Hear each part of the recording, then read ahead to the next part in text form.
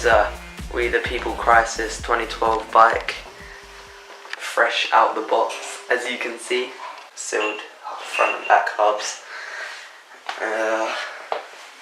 SALT Plus rims, double walled, I think SALT Plus Summit or whatever, and you got chrome bars, WeThePeople Mugen grips, you got SALT brake lever, SALT cable, and you got SALT Plus caliper, and a WeThePeople seat, pivotal, and chrome WeThePeople seat post. And you got the new SALT, I don't know what they are. They're new 2012 versions, I think.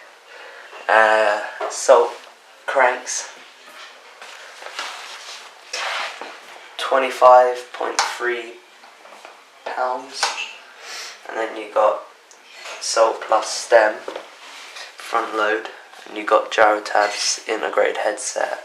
You got SALT Plus forks, so quite good. You got on this side, you got Sprocket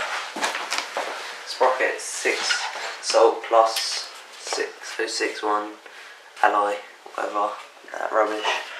You got some stock chain probably, and then on tyres you got the SALT pitch raw on the front 2.25 and SALT pitch flow on the back 2.2.